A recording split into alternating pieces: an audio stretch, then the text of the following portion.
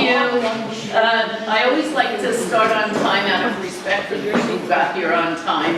Obviously, lots of people get delayed in traffic and so on, but you guys, that's your special reward. I'm Nancy Canfield. I'm the current president of Rancho Bernardo Historical Society. Everything good about it you can attribute to me. Everything you don't like, attribute to Karen, our previous president. Oh, there she is.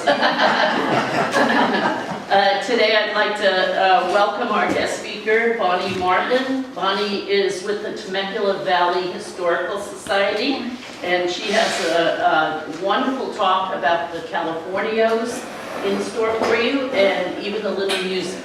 And I'd just like to slide in congratulations to Hal and Althea, who will be celebrating your 50th anniversary, 65th, sorry, anniversary on the 20th. To talk about history. So with that, I would like to get quiet and allow our speaker to speak.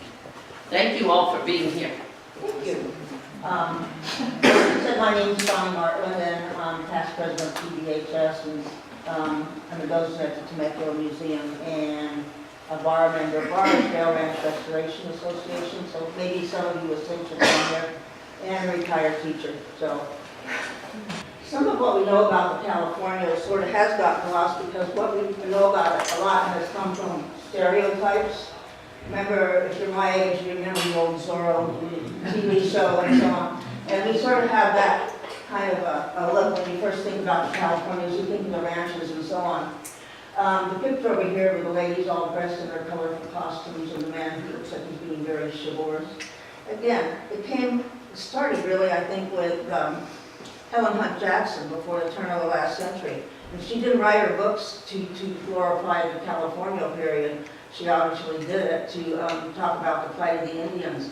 But sometimes people would read that book, and what they would remember was the pastoral ranch and all those things that have come down to us as sort of very romanticized. So when we look at what California really is, this is very dry, but I'm going to just do it at the beginning.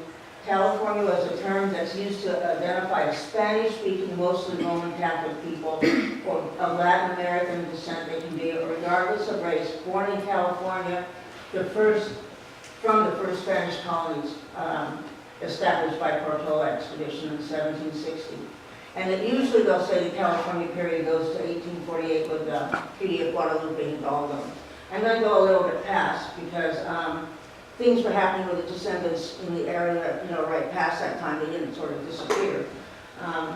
And we also need to not forget that the Californios weren't here by themselves. It was a groups of people interacting, and there was a much larger population. There were the native Spanish speakers. There was a number of California children that were born to resident immigrants. They could have been from any Mexico, but most likely from the United States or other places. English people came, German and so on, that spoke something other than Spanish, or of course the Native Americans. And the other part, besides just the ranchers, the Californios that became part of that elite California society, was sometimes the missionaries themselves, the civil authorities and so on. And when we talk about the Californios, really they lived along the coastal part of California. You don't talk about them so much inland, but the presidios, missions, and pueblos and ranchos along the ocean side of California. The first part, and you probably know this, so I'm not going to dwell on this too long, but it was the era of the Spanish California period. And the first land grants were given out at that period of time. A little background, Hernan Cortez ventured into California in 1530, and then Cabrillo back again in 1542. But 200 years went by before they really got the idea that they wanted to colonize this area. And again, that area along the coast had been claimed for the crown, and so they decided that they wanted to send people there to colonize. But up in Upper California, or Alta California, it wasn't really until the 7 Years' War happened that they got serious about sending people to colonize that area. The alliances had changed, and one of the things that Spain was worried about was the Russians up north of California coming down. And so the Rancho period, the colonists and things here, they really wanted them to serve as a buffer between Mexico and those foreign intruders. They also, of course, wanted to assert their control in the area and bring the tribes to Christianity in European ways. It was done by a combination of presidios, forts, mission churches, and Father Sarah that was head of that at the beginning. The first parties that came were in 1767, and they established a mission church in San Diego. And then from there, the string of mission churches went north. And also San Diego was the first presidio.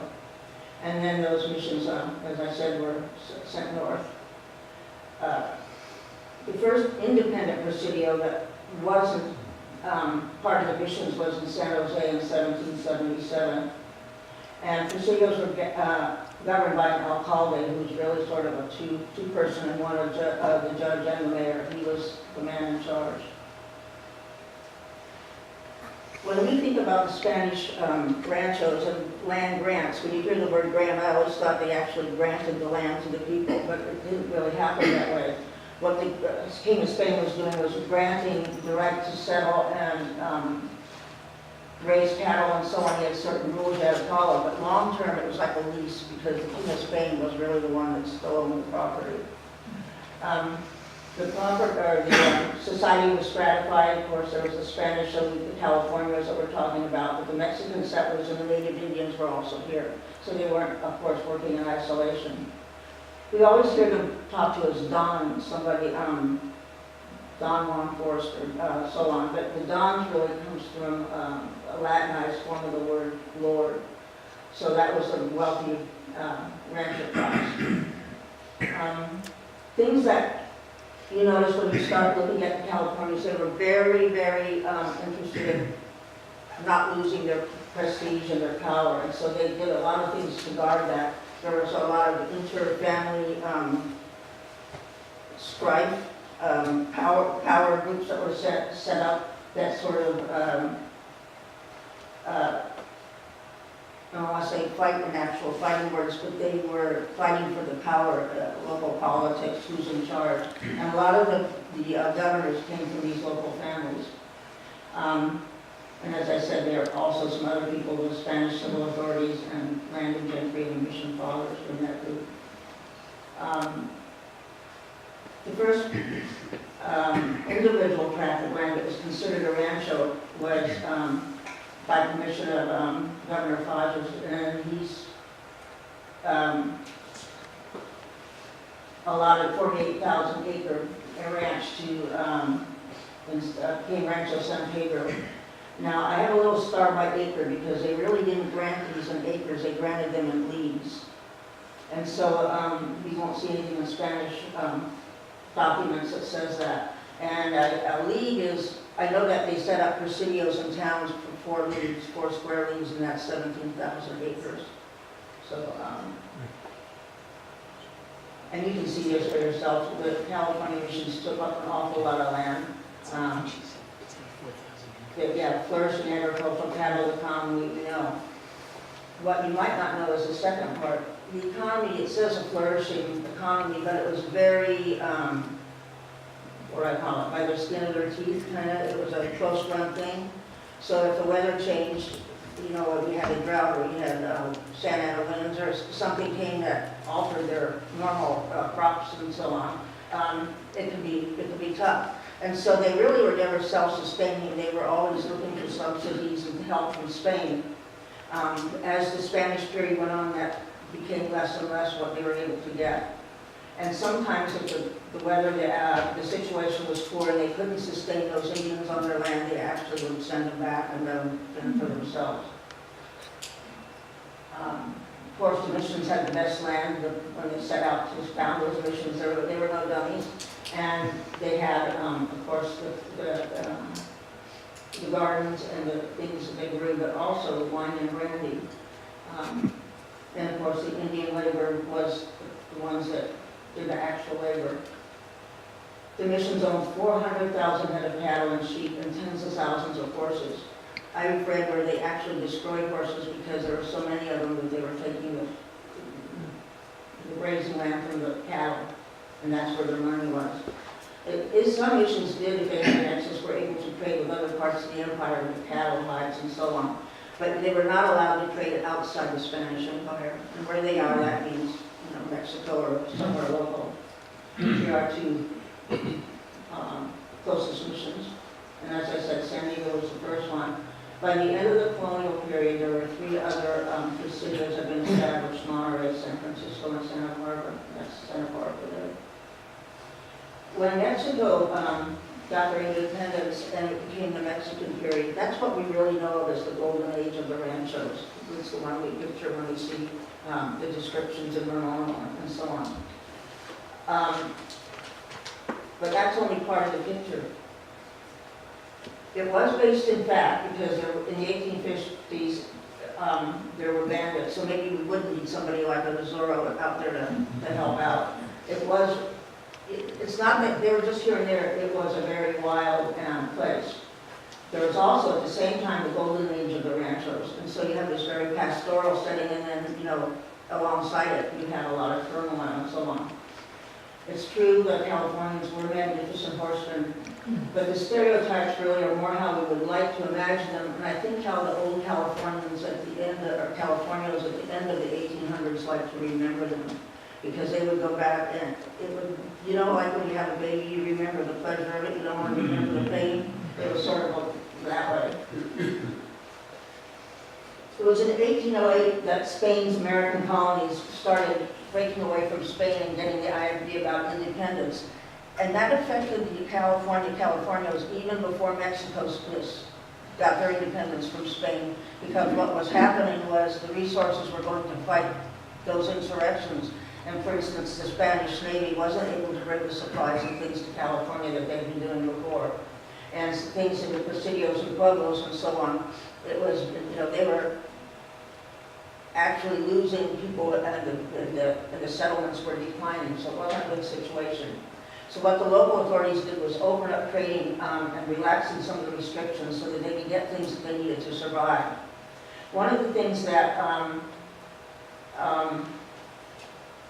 Dana wrote about in 2 years before the Mass was, he looked when he got to Costa California, and he looked and he saw this wonderful land, and it was, wonderful weather, and he's saying, why are these they're idiots? Why are they not growing things and making things themselves instead of waiting for our ships to come by and getting it? You've got all this resource out here, but he thought they weren't using it.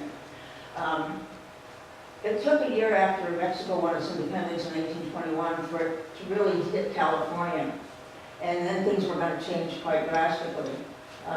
Californians now would be able to trade with foreigners, and they could also have foreigners buy land in California.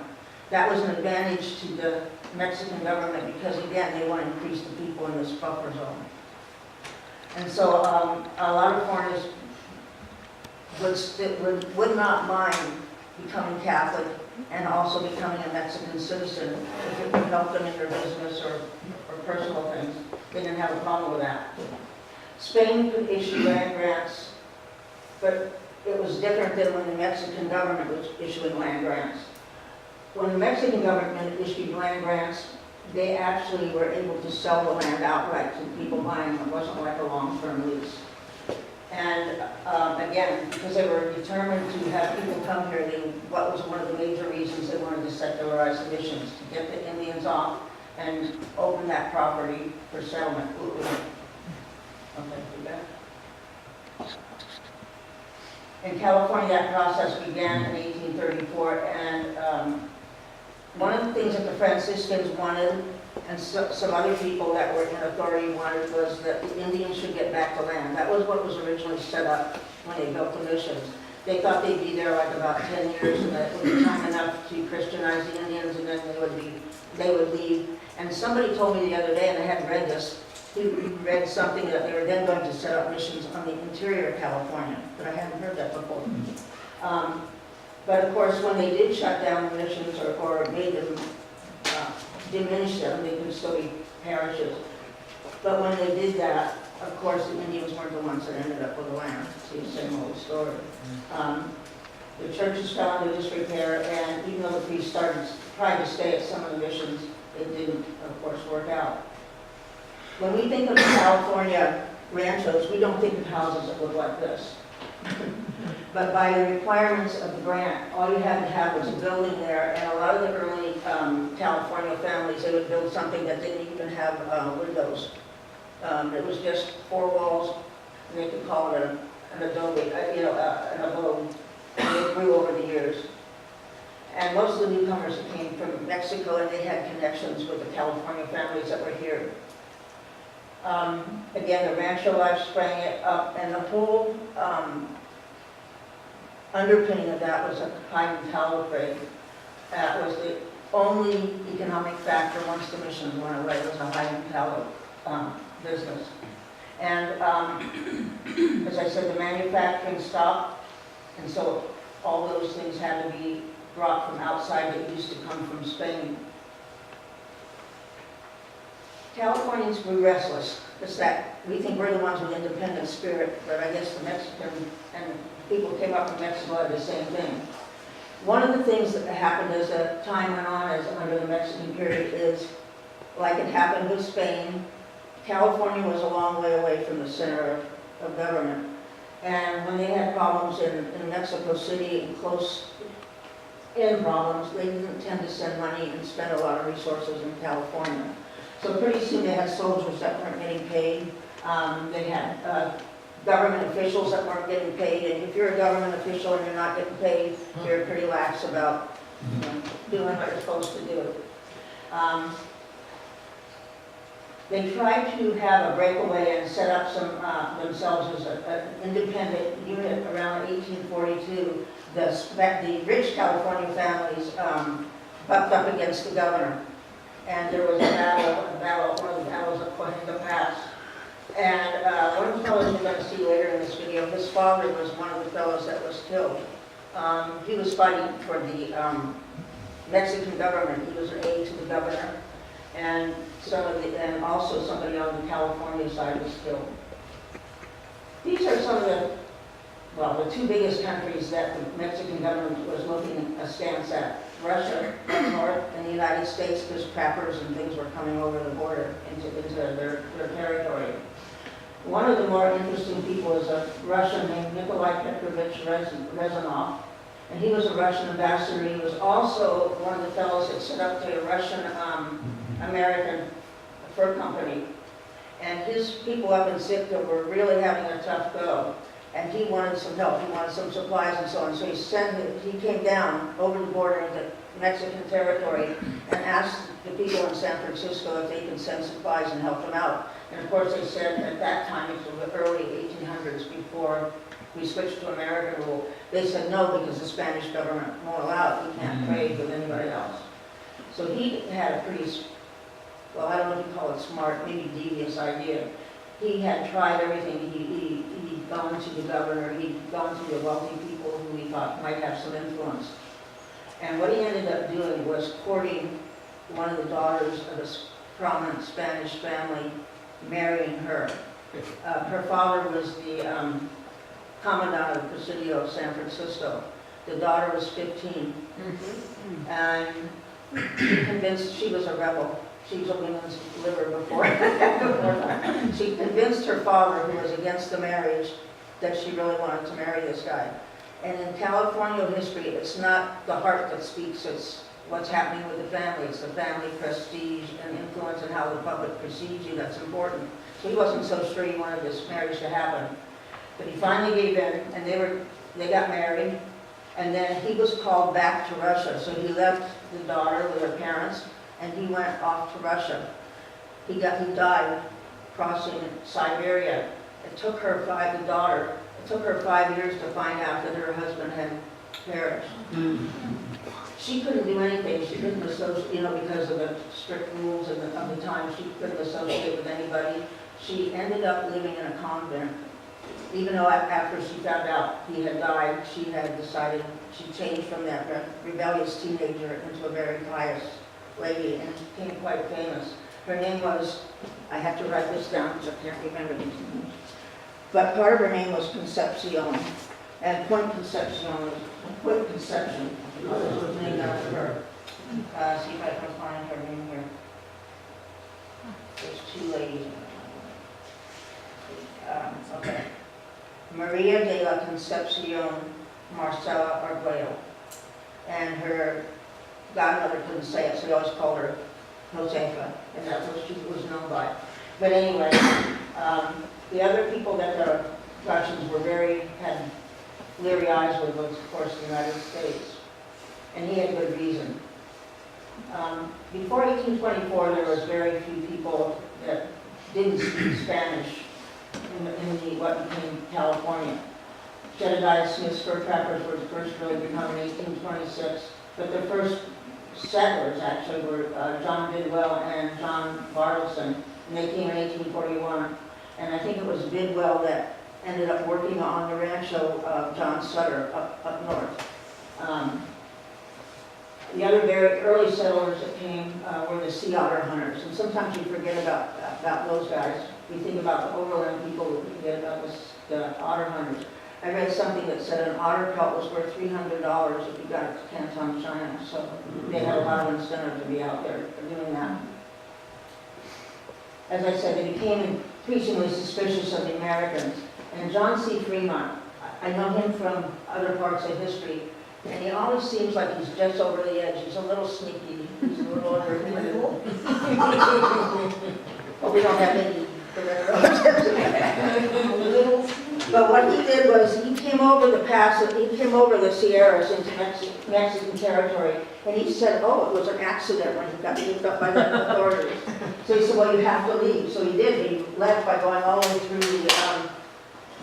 through the Central Valley and then back out. And then he was back the next year, ostensibly mapping passes up in the Sierras. Also, at this time, there was a sort of a naval blunder.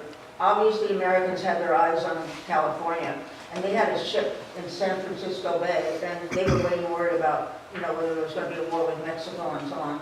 Well, they came in too soon, and here's this ship landing in the bay, and there's nothing, there's no hostilities, nothing going on. So they sort of had to turn tail and go back out.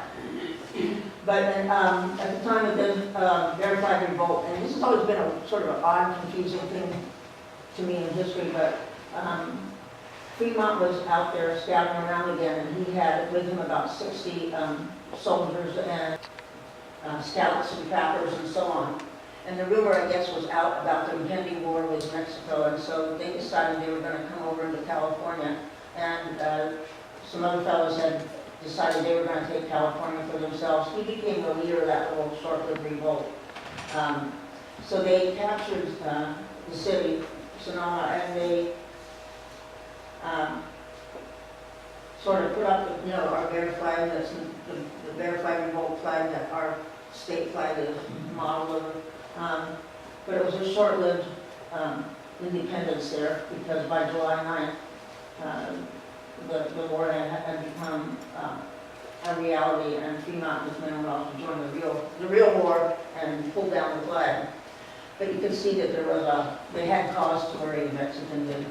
And I'm not going to go over all the battles of the war, but they capitulated at the Battle of Coahuila, which really wasn't much of a battle, in 1847. And you guys all know this history, the Sun Festival and so on and so on.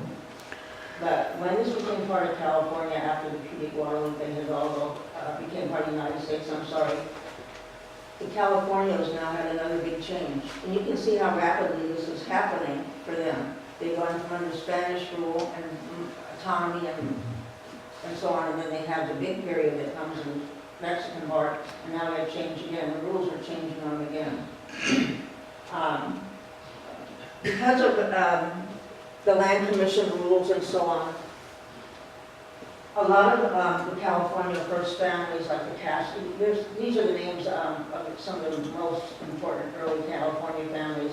A lot of them came with the Spanish expeditions, the Castros, Picos, is a name we know. Baninis, our local fellows, Goel, Avias, Ortegas, Norigas, Peraltas. I grew up a lot of my time in Orange County, and Peralta's a big name there, Sepulveda, the Chacos, and then Yorba, another one. And these families, like you said, had a network of connections. There's certain groups that run together have the same political and economic ideas.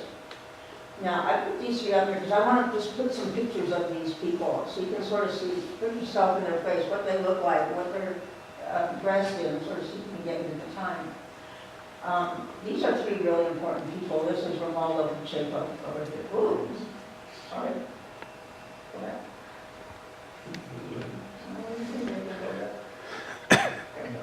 Romualdo Pacheco, right here, there's a pointer on this. Okay. Remember I said there was one fellow killed when they tried to oust the governor, one on the governor's side and one on the other side. Well, this is the fellow, his father was the one that was killed trying to aid the governor, the Californios were trying to oust. He's a very interesting man. His father, by the way, was a musician. He was well known as a musician, as well as a soldier and a politician. But he became the first Hispanic governor of California. He was our 11th governor.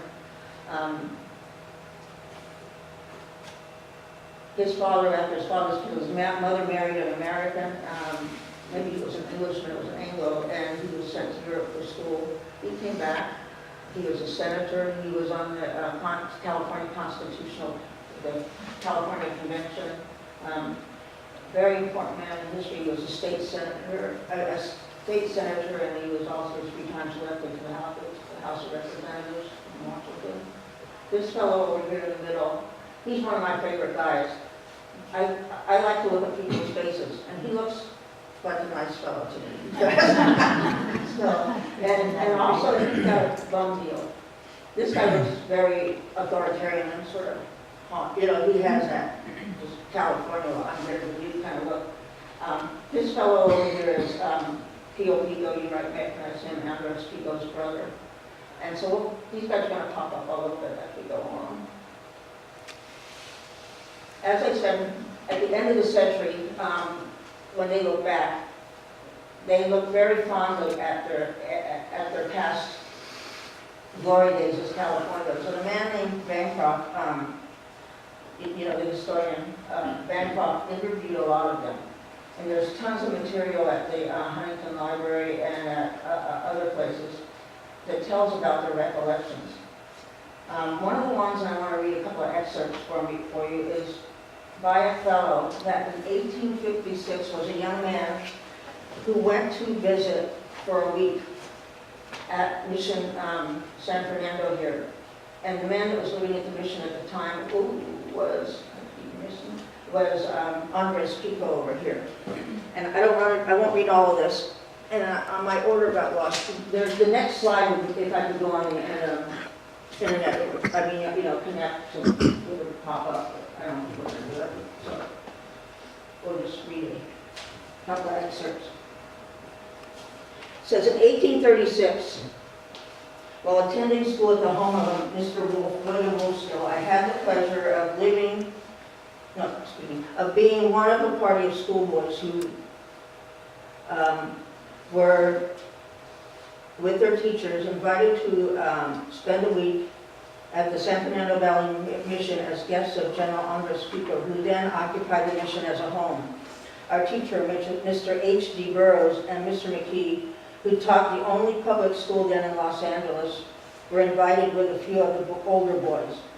We had a rodeo, which was a source of great entertainment to all the boys, as we were allowed to take part in it as so far as our skills permitted. We were all furnished with gentle saddle horses and had a great sport helping the ranch vaqueros. I'm going to just pick out a few pieces to sort of see if we can get the flavor of what it was like at that mission in those days. Talks about their daily activities. And he says, at the midday and evening meals and on the veranda in the evening, we were delightfully entertained by native musicians who played on the three-stringed instruments then mostly in vogue, the harp, the violin, and the guitar. They played the dreamy old Spanish airs, and this was, for me, the most enjoyable feature of the day. He also talks about going on long rides after the stop, bringing in the cattle, on a spirited horse, and that was in itself at the heart of what a Western boy can desire. So we get to do these things. He talks about a large still being at the Rancho where they made brandy and so on. It's funny, you still remember that. In the patio, we're still to be seeing the large cauldrons set in masonry, which had been used crying out tallow in the mission days. The tan vats for curing hides were there here also, as well as the old fountain, which was set in a pool constructed of masonry. The fountain was the gathering place of the pigeons of the ranch and many wild birds during the hot summer. So you can sort of place, it is sort of that dreamy California past that's coming back to him here. He talks about silver and china on the table, made a brilliant display. His household furnishings were plain, but massive and luxurious. The plain old mission furniture was retained, but many an expensive and more ornate piece had been added. This table afforded an ample style of living. The dinners consisted of 5 to 6 courses, all of the fare, all the far famed California Spanish cookery. He talks about 2 young Indian boys who served as waiters. They were clad in the simple white tunic of the day, and before meals began, one of them stood by the host, Don Andres, the head of the table, and said grace. And at the end of the meal, the other one did the same. He also met a man there named Don Jose Maria Romero, who was a very old man, he writes, when I knew him. And he was major domo at San Fernando Mission, during the mission period.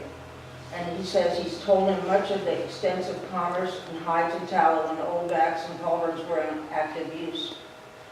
He also talked about animals being butchered and how that ranch was famous for its dried beef. And he always spoke with pride of the horses of San Fernando, which he said had the best saddle horses of any ranch he knew. So anyway, you can sort of get a flavor of what it was like for those young boys to be there. They're getting a piece of what it's like in the American period, but he's also getting a peek back at what it was like during the Mexican period. This is in the middle, it's a Lugo. These are pictures from Orange County mostly. One of the things they talk about in their reminiscences is how the coast was the center of a hide and tallow trade. And they had low adobes that were there piled up with beautiful goods. And if anybody's been up to Old Monterey, they have I don't know if it's a replica or restored one of those old buildings, but it's interesting to see. And he talks about the goods that they got from the ships and also the old festivals and horse racing things. As fine a race of riders the world has ever seen perform daily on the sea, the beach, and the plaza. I'm not sure if I had it marked down for later, but in case I run out of time, I want to read something to you. There's a fellow, Don Andres Sepulveda, who was well known for horse racing. I mean, he spent millions of dollars, literally, on horses and betting on races. He was very extravagant. And his main rivals were Pio and Andres Pico. So in 1846, when Pio Pico was governor under the Mexican period, and the Mexican period came to an end, they had one of their most famous races. It was during the latter part of 1851. Pico offered to race his horse, Sarko, against any horse in the state for a distance of 9 miles. Learning that an Australian-bred mare named Black Swan had won a number of races in Northern California in record time, Sepulveda arranged with the owners to bring the mare south to meet Pico's challenge. The race took place in Los Angeles in March of 1852. The starting point was about where 7th Street now crosses Alameda, and the course ran along the latter street to a stake, 4.5 miles distance, and back again to the starting point.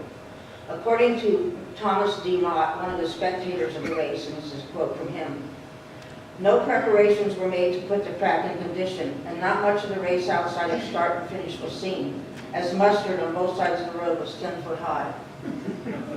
It's like my 5 acres in the spring. The length of the course was 9 miles, or more properly speaking, 3 Spanish leagues. Everybody in the country was present, and the whole country as far north as San Luis Obispo and south of San Diego was depopulated. They all came to see the great race. Wagers included $25,000 in cash, 500 horses, 500 mares, 500 heifers, 500 calves, and 500 sheep. To the great chagrin of the impoverishment of the Picos and the many other backers of the stallion, the mare won the race by some 75 yards. After the victory, Sepulveda bought that black swan and took her back to Rancho San Joaquin, his ranch. There the mare stepped on a nail, contracted lockjaw pride.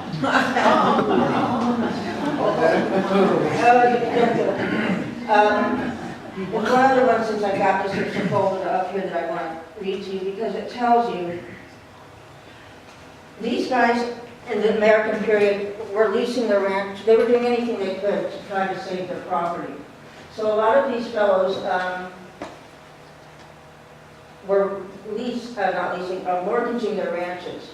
See, in the old days, it was very, very common. It was not only common, it was prescribed really that these rich people would show the greatest hospitality.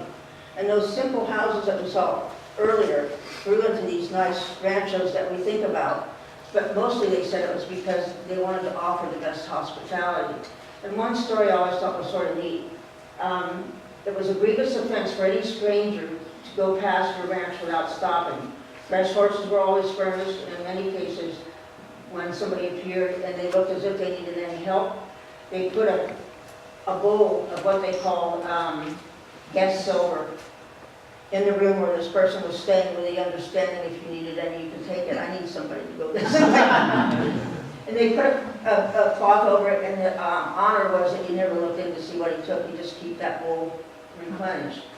Well, if you're living like that and giving away horses, the fellow I said in the middle of the picture with a nice face, he even used to give away land. What I want to say in here, because I've got this book in my hand, when the Americans took over and they had difficulty proving their land grants, they spent a whole lot of money paying lawyers to try to retain their land. And we'll see here in a minute.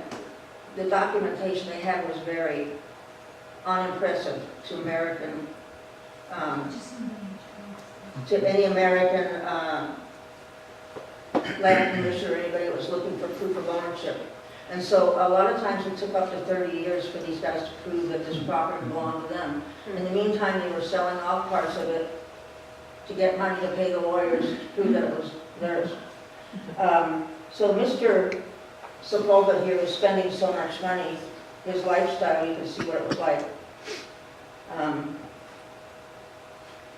He borrowed from his friend, Mr. Wolfskill, and he lent and borrowed the money. He paid him back with interest, but this kept going. He kept borrowing from somebody else to pay somebody else to pay somebody else.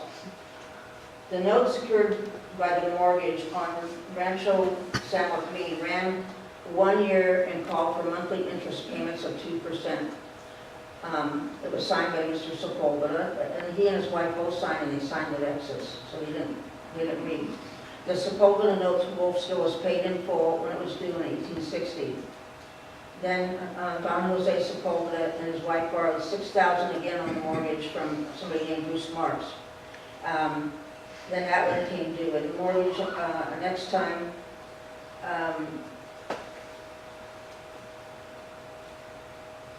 a second mortgage on the ranch in return for a 6 months loan of $5,000, bearing interest at 2.5% a month. And it keeps growing, and it keeps growing. Well, the outstreet of it and the interest rates keep getting higher. Finally, he couldn't borrow it anymore. He was maxed out, and so he had to sell the ranch. And it was a huge ranch, and he sold it for something like $15,000, and it was thousands of acres. So you can see what's happening to these Californios. The middleman that I said with a nice face, his name was General Mariano Vallejo. His children, he said, but he had a lot of them. He had like 14 children, which was very common. There's one couple I read about had 20 kids. A lot of the fellows had 2 wives because they got to about child 6 or 7 and did them in. They had to do another one. But He said his kids were born under three administrations. He had some born in the Spanish period, the Mexican period, and the American period.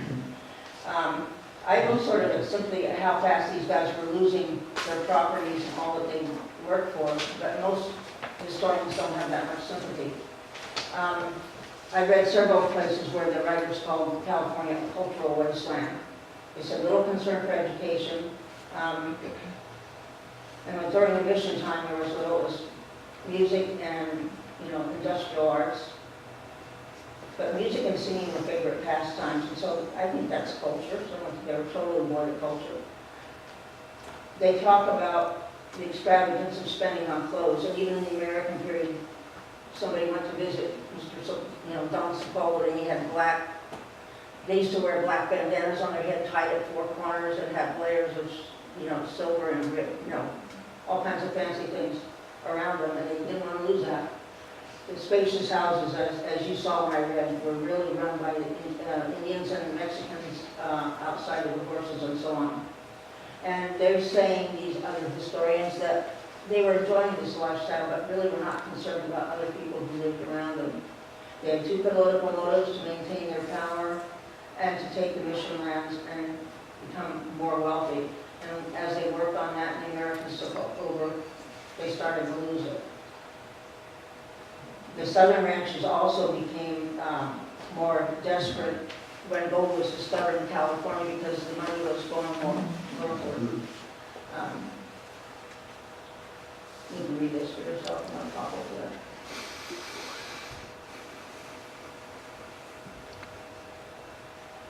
You see how far the Indian population went down in time. And this is the fellow who was the governor, and they kicked out governors on a regular basis. This was one of the Mexican governors, and he was the one who's,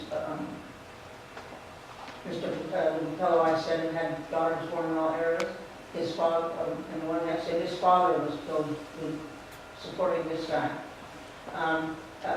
Almost every rancher family wanted to have somebody in their family be governor, and so this set up, family alliances and infighting between them. In 1836, it said they had 4 successive occupants of the governorship, and there was one period where they had, 11 governors in 5 years. So it wasn't all peaceful and pastoral. Remember I said when they mapped out their lands, they had something called a dominio, if I'm saying it correctly, where they mapped out their lands, but a lot of times when they mapped them, they wrote down things like a rock, a stream bed, a stump, a tree. Those were their boundary markers. When the Americans wanted proof of ownership and they saw those kind of things, they said these are not official. And actually, during the Mexican period, even though they had their colonial maps, they were really supposed to then have it surveyed. But there were so few surveyors in California at the time, very few people did it. So when the Americans wanted those surveying statistics, they didn't have them. One reason they didn't have them also was the government, remember I said if you have officials that are not getting paid, you're not doing much work, that's one of the things that happened. The Mexican government, when they had that land, they were not getting any money from the big ranchos. They weren't collecting taxes. All the money was coming from import tariffs of ships coming into Monterey, so they could care less what was happening on the ranches. So a lot of property rights disputes. This is one map of Temecula that came up as a property rights case. These are 3 dueño decennial claims that I didn't have my typewriter set to put up. Understand American decennial. And they're it's hard to claim thousands of acres on a map that looks like that, or this. Or this. And this is a valley, a homestead, the hills that are rolling, not much. But this tells what happened to the Temecula grants. They were passed down pretty straightforwardly. We didn't have any big disputes. It went from one thing to the other, and it worked out. I'm not sure about this one. I know it was made up of 2 grants, and is that right? Yeah. 2 grants, one by Governor Alvarado and another one when Leo and Pete Pico. Pio Pico, you might have already figured out, or no, at the end of when he was the last governor, Mexican governor, and when he knew the cards were stacked against him, he started giving out grants of land like there was no tomorrow to his friends and relatives and so on. And he granted to wife of Joseph Snook in 1847 a claim here. And that was upheld, but it took like to the 1870s before it was held as legal.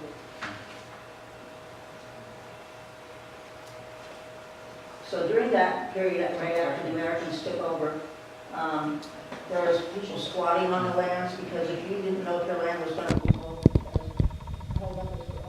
people would come in and say, well, we can't really prove that's his land, we're going to settle here. Say it's squatters. Sometimes they took in tenants to help pay bills, and it was quite a crazy place. Donnie Wilson over here is a lady, a Californio from San Diego area, quite a wealthy first family. She married during the American Civil War an American officer. His last name was Wilson. He was a high-ranking officer. They went to Washington, D.C. They were in calls with Lincoln, at the White House, and she met Mary Lincoln and so on. But her land that she had grown up on was in dispute. She had put in a claim to the Land Commission. It took until the 1870s, took over for her to get any thing back saying it actually she bought it. But in the meantime, so her husband had died, she was a widow, and she's trying to fight the system by herself. And she lost all her land and ended up living in a small tract of land across the border in Tijuana. And these kind of things happen all the time. Some of the Americans that came were these names here. You know some of them. John Warner's Nest. Yeah. William Wolfskill was the fellow that really brought the fish industry to California, and we'll have some of these pictures later on. Thomas O'Larkin was a seaman. A lot of these seamen were not as upstanding as they could be because a lot of them were smuggling. When gold came, that's what really started, of course, the mass influx of people into California, and things got even worse for the Californios. But some of the people that came in, Governor Downey. Connor was a general in the Civil War from California, Mount Warner, some of our Temecula names. As wagons came and Southern Immigrant Trail opened, and of course it came down through here, the local map was doing things on the Civil War, it really opened up this area. And those wagon roads, like the Butterfield stage line and the Southern Immigrant Trail came through some of the worst territory you can imagine. These are some old pictures from the Civil War period, and you can see the wagons and what it was like to come through. This is Warner's Ranch. John Warner became Don Juan Warner. He came with, in 1831, he arrived with the Mexican trade, with American traders. What surprises me, if you see the bottom thing here, when they came and they were disputing the land, their claims to the land owners was approved. And that's not what the Treaty Guadalupe Hidalgo said that that's what happened. The commissioners were really actually trying to be pretty fair. They approved 604 of the 800 and something claims. Claims were appealed, but of course it took a long time to do that, as I've said. If you lost your land, you can see on the bottom of there, it became public land and open to homesteaders. Little picture of San Diego here in about 1852. Americans started coming in. When the Americans came, they were eyed, of course, with skepticism, as I said earlier. But people had to find a way to cope with the changes. Most Californios accepted the Americans, and for their own good, a lot of the families were married into American families, and there was a reason they did that. It helped them able to figure out how to work with the American system. A lot of them couldn't read English, couldn't read Spanish, so they're trying to figure out how to manipulate through those laws. And if they could marry into a prosperous merchant family, then a lot of the wealth that they were losing because they were land rich and cash poor, they were able to start getting back again. This is my favorite friend here again. He was a military commander during the Mexican time. He was quite brilliant. He was to dad at 15, he was a commandant at 21.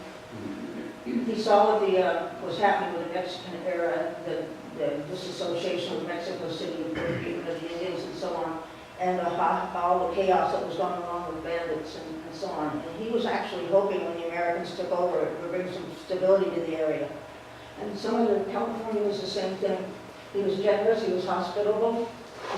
I mentioned earlier, if somebody came on his land and was in forced straits, he actually gave some of it away to them. He said on the, like I said, on the convention to make California a state, and so on. But what happened at the end is he lost all his lands because they disassociated. Oops, they wouldn't allow his rights, and he ended up having a very small piece. Here's some of the ones that married into Spanish families. You get them. They have. They told me it's not me. They have an exercise class. I said the rest of you would not in trouble. This is when they married foreigners.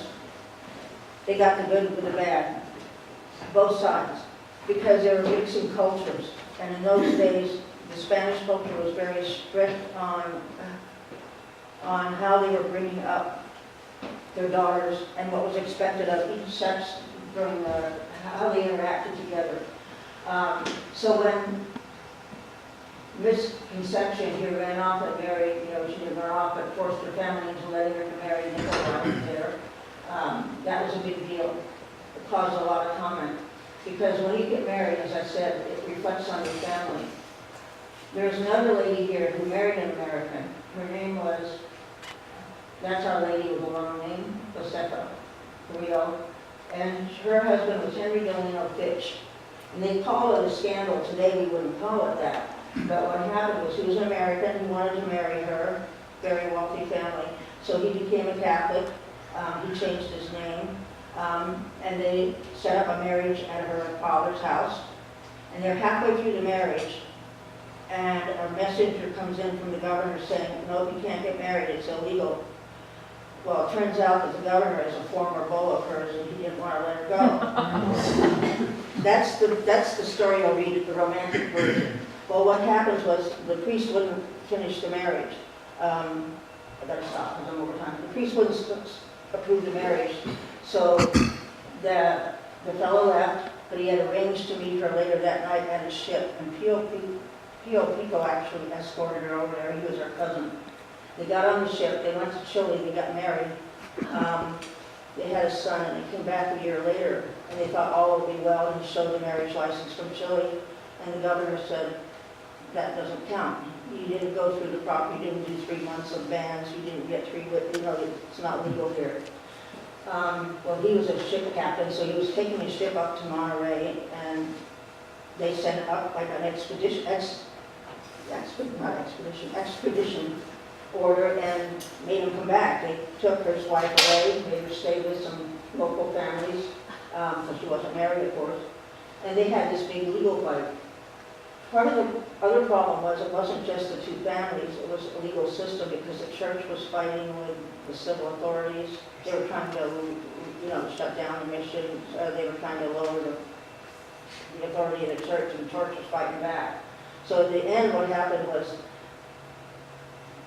they called the marriage legal. They said the governor didn't have ecclesiastical power to stop the marriage. He was a civil servant. And so the church said, okay, we won that one. But then the governor shut down a lot of the churches and told them they had to be small parishes. It's going back and forth, so it's not just families, it's other things, it's things are changing. So anyway, we will wrap this up. A lot of the big families, since they lost their land, grew things. And like I said, we'll skip this part again. Yeah, the Russians. Okay, some of the things we still observe from the California period when we went down to the Olympic season. Oh, one of the things also they thought was the weather. We had big droughts, and that also destroyed the last remnants, really, of the... Okay, and I'm going down to the very last slide. There's a message you go around. Here's a legacy one. Oh, this is interesting. They wrote letters. They always did go into politics, but this is one of Mr. Wolfskill's daughters writing, and Capella, her boyfriend, writing back. He wants to know if she's seen Governor Downey lately, and last time she saw him was looking well, and so on. So, you know, some of our lifestyle, our barbecues, our outdoor life, and we got a lot of people here because that Ramona legend and the trains started picking up on that. You know, remember that studio house became Ramona's birthplace or marriage place. A lot of people came to California because of that romantic idea. I'll turn this off. Well, thank you. I know I went over 10 minutes or something. If you have a question, if it's Can we okay take with you. some questions if there are any specific questions? That was the first time I did that because I adapted it from something else. You were sort of guinea pig, so I'm sorry about the word. I didn't mean to do that. Yeah, anybody have a question? I have a question. Do you have your presentation online anywhere? No, I haven't done But you that. might think about that because, you know, in the event that there was some material that we didn't get to see and someone might be interested in, or go back and see what you had to say about a particular subject, that would be great. It was just sort of wrapping up the end. and Yeah, saying- no, it's very good, very good. Yeah, okay. Is there something I should take out that was boring to you, or I don't need, let me know. Really. Actually, there's one interesting thing when you're talking about the land claims afterward. And I'm wondering now, I'm thinking about the fact that Maria Snook, after Don Jose Snook died around the same time as the Mexican War ended, and she was in possession of the Rancho. Though, actually, it took her 30 years to get the title. I think it was 1878. But she married again in that period, and she married a guy named Clayton. And one of the things that I read about him was he'd been part of the surveys of California. And I wondered if she had a motive in marrying him because he was involved in trying to establish the boundaries of the land. But that's an interesting question. It wouldn't be unheard of, because when we got back to our Russian fellow, he said when all else failed, he married her, so the family would end up supporting the idea of him getting some supplies because they didn't know, what was going on. So there were a lot of ulterior motives to those.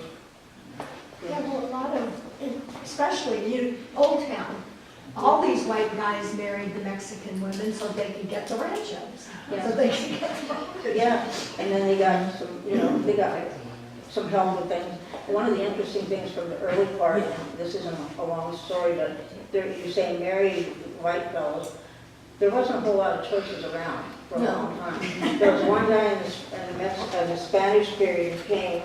He was a young man. He was young at the time. He wanted to get married and looked around, and there wasn't nobody of any caliber that he wanted to marry. There was nobody. And so he read that one of the families had just had a baby daughter, so he promptly went over to the family and asked for her hand in marriage.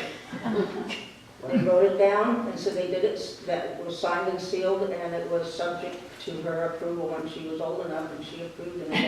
him still being alive. Of course, she was up 30, she was a lot younger.